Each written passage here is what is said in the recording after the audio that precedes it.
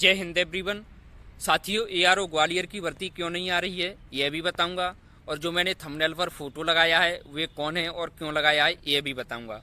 उससे पहले मैं आप सभी लोगों का एक डाउट क्लियर कर देना चाहता हूं, नहीं तो आप सभी लोग कमेंट्स करने लगोगे कि हमें तो उम्र में छूट मिल गई है और हमारी रैली भर्तियों को लेकर आवाज भी गूंजने लगी है। देखिए साथियों, हाँ बिल्कुल सही है, संसद में आर्मी रैली भर्ती को लेकर आवाज गूंजने लगी है, लेकिन साथियों अभी वह एक ही दिन गूंजी है, और साथियों गूंजना भी चाहिए, अच्छी बात है।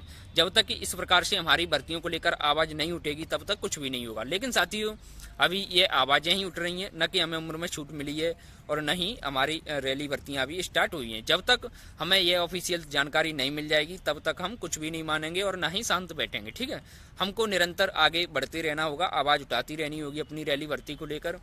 और देखिए साथियों, एआरओ ग्वालियर की भर्ती क्यों नहीं आ रही है, तो देखिए एआरओ ग्वालियर के अंतर्गत 13 जिले आती हैं और इन सभी 13 जिलों में इंडियन आर्मी के नाम पर तमाम कोचिंगें चल रही हैं, तमाम क्लब से चल रही हैं, कुल मिलाकर तमाम एकेडमियां चल रही हैं।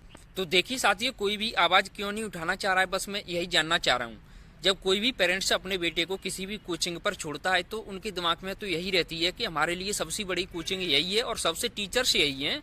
उनको ऐसा लगता है कि हमारे बेटे को सिलेक्शन मिलेगा तो यहीं से मिलेगा, उनको पूरा विश्वास होता है अपने टीचर पर। इसलिए वे सभी पेरेंट्स कहीं ना कहीं किसी भी कोचिंग पर अपने बेटे को छोड़ते हैं अपने बेटे के भविष्य के लिए। उनका पूरा विश्वास होता है उन सभी टीचरों पर। लेकिन साथियों इस टाइम पर रैली भर्तियां नहीं आ रही हैं, तो इस टाइम पर सभी टीचर्स का भी दायित्व बनता है। काफी लंबा समय हो चुका है, 2 साल निकल गए हैं, तीसरा वर्ष आ गया और तमाम युवा ओवरेज हो रहे हैं।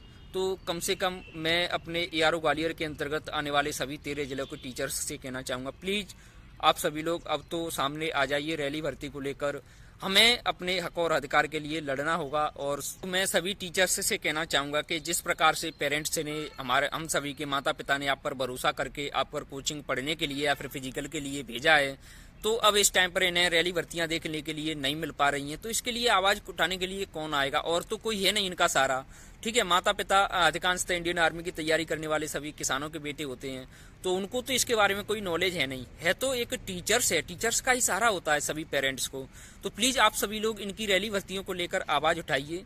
इसका रीजन यही है, मैं आप सभी लोगों को बता दूं। देखिए, हम अपनी रैली भर्तियों को लेकर आवाज नहीं उठाएंगे, हम अपनी रैली भर्तियों को लेकर जागृत नहीं होंगे, तब तक कुछ भी नहीं होने वाला, क्योंकि काफी लंबा समय हो चुका है। देखिए, कोई भी टीचर्स हो, अगर उसने कोचिंग खोली है तो कहीं ना कहीं रोजगार के लिए ही खोलता है, कहीं ना कहीं क्लब रोजगार के लिए ही खोले जाते हैं, क्योंकि उन्हें भी तो देखिए, हम कहीं भी कोचिंग पढ़ने के लिए जाते हैं, कहीं भी क्लब ज्वाइन करते हैं, तो साथियों उसके बदले में उन टीचर्स को हमें कुछ न कुछ फीस जमा जरूर करनी पड़ती है। देखिए साथियों, कोई भी टीचर्स कोचिंग क्यों पढ़ाता है, क्लब क्यों चला रहे हैं? साथियों, हर एक इंसान अपने जीवन यापन के लिए कुछ न कुछ कर रहा है, और जो टीचर्स कोचिंगें चला रहे हैं, क्लब चला रहे हैं, तो उन्हें भी पता है कि हमें इनसे कहीं ना कहीं रोजगार मिलेगा। साथियों, सभी रोजगार के लिए लड़ रहे हैं अपने जीवन में, लेकिन इस टाइम पर भर्तियां नहीं आ रही हैं। और मैं सभी टीचर्स से भी पूछना चाहता हूं, जिस प्रकार से उस टाइम पर रैली भर्तियां आती थी, तो जिस प्रकार से आपके पास उस टाइम पर स्टूडेंट आते थे, क्या उसी हिसाब से इस टाइम पर आ रही हैं? साथियों, मेरे हिसाब से बहुत ही कम संख्या में इस टाइम पर युवा जो है पढ़ने के लिए जा रहे हैं, कोचिंगों पर जा रहे हैं, और बहुत ही कम संख्या में जो है ग्राउंड खाली पड़े हुए हैं। मैं तो यह बता दूं आप सभी लोगों को, जो रियल है वो रियल है। क्यों आएगा? 2 साल हो गए, लड़के क्या करें बेचारे, कब तक कमरे का किराया दें, कब तक कोचिंगों की फीस दें, वो भी परेशान हो गए। आखिर सभी किसानों की बेटी हैं, सभी युवाओं का तो खैर भविष्य खराब हो ही रहा है, लेकिन इसमें कहीं ना कहीं टीचरों की भी हानि है। आप लोग जो है कोचिंग लेकर के डाले हुए हो, 10-10, 20-20 हजार रुपए, 30-30 हजार रुपए, काफी किराया होता है कोचिंगों का भी, तो वो भी फालतू में भरना पड़ रहा है आप लोगों को। और देखिए साथियों, जो मैंने आपको थंबनेल पर फोटो दिखाया, वे महादेव फिजिकल क्लब ग्वालियर के कोच एस के पाठक सर हैं, और वे इस टाइम पर आर्मी रैली भर्ती को लेकर बहुत ज्यादा आवाज उठा रही हैं। और देखिए साथियों, और भी कई तमाम टीचर्स हो सकते हैं, लेकिन मुझे उनके बारे में नहीं पता है। एआरओ ग्वालियर के अंतर्गत 13 जिले आते हैं, और साथियों पाठक सर आवाज उठा रहे हैं। मैं उनसे आप लोगों को मिलवाऊंगा भी इस चैनल के माध्यम से, वीडियोज भी लेकर के आऊंगा। अगर आप सभी लोग कमेंट्स करोगे तो साथियों मैं आप लोगों को जरूर उनसे मिलवाऊंगा। उनकी आखिर रैली भर्ती को लेकर क्या राय है, उनके मन की भावना को जानेंगे। लेकिन साथियों यह तभी होगा जब आप सभी लोग कमेंट्स करोगे। और साथियों देखिए, कहीं ना कहीं मुझे भी मोटिवेट मिलता है, और मुझे भी ऐसा लगना चाहिए कि हाँ रियल में में इस टाइम पर हमारे सभी भाइयों को रैली भर्ती की आवश्यकता है और आप सभी लोग इसके लिए प्लीज़ कमेंट्स जरूर करना। तो साथियों मैं पाठक सर से मिलूंगा और आपको भी मिलवाऊंगा और आखिर उनकी रैली भर्ती को लेकर क्या राय है, क्या हम सभी को अपने हक और अधिकार के लिए लड़ना चाहिए, उनसे यह सब कुछ जानेंगे। और साथियों अपनी रैली भर्ती को लेकर जो मुहिम चलाना चाह रहे हैं, सभी तमाम कमेंट्स भी आते हैं रैली भर्ती को लेकर, तो सभी का कहना है कि आंदोलन कर दो, एक डेट फिक्स कर लो।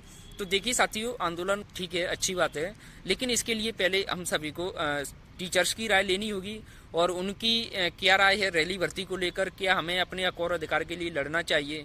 तो साथियों ये सब कुछ पहले चर्चाएं होंगी, उसके बाद में सब कुछ होगा, ठीक है। तो आप सभी लोगों की क्या राय है प्लीज़ कमेंट करके ज़रूर बताएं।